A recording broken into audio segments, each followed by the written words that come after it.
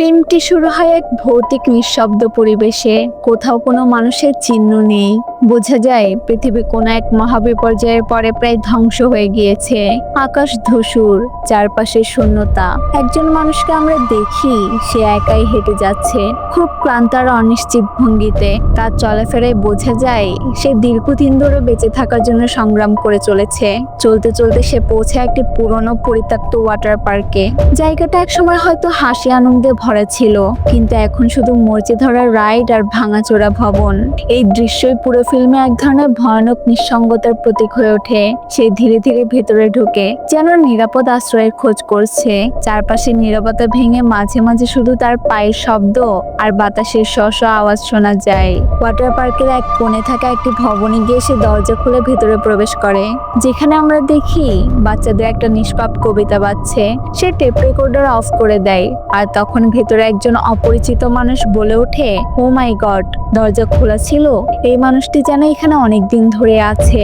আশ্চর্যের বিষয় হলো তার উপস্থিতি খুব বেশি স্বাভাবিক মনে হয় না। সে রহস্যময় লোকটিকে দেখে ভীষণ ভয় পেতে থাকে এবং তাকে খাবার দিতে চাই। রহস্যময় লোকটা বলে, এই বিষয় নিয়ে তোমার চিন্তা করার দরকার নেই। কিন্তু আশ্চর্যের ব্যাপার, আমরা কখনোই এই রহস্যময় লোকটার মুখ দেখি না। সবসময় ছায়ায় থাকে।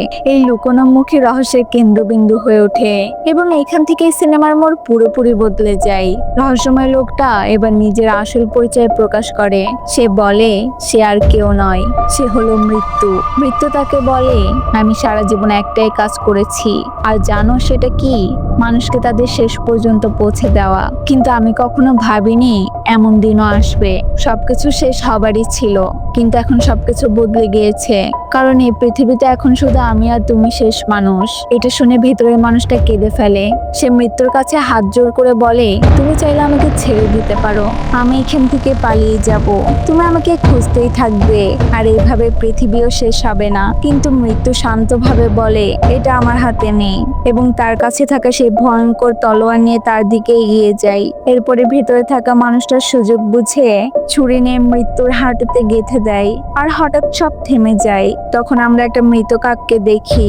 তারপর মৃত্যুর হাত থেকে ভয়ঙ্কর তলোয়ারটি পড়ে যায় এবং সে আবারও ছোট বাচ্চাদের কবিতাটি ছেড়ে দিয়ে চেয়ারে বসে পড়ে। আর তার হাঁটুতে গেঁথে থাকা ছুরিটা বের করতেই তার হাঁটু থেকে ধোঁয়া বের হতে থাকে।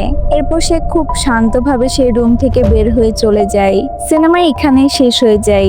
এই সিনেমাটা আমাদের দেখায় সবকিছু শেষ হলেও মানুষ আশায় বাঁচতে চায়, কিন্তু যখন মৃত্যু নিজেই সামনে এসে বলে যে তোমার সময় শেষ, তখন সেই আশাও ভয়ে পরিণত হয়। তো বন্ধুরা, আশা করি তোমাদের মুভিটা ভালো লেগেছে।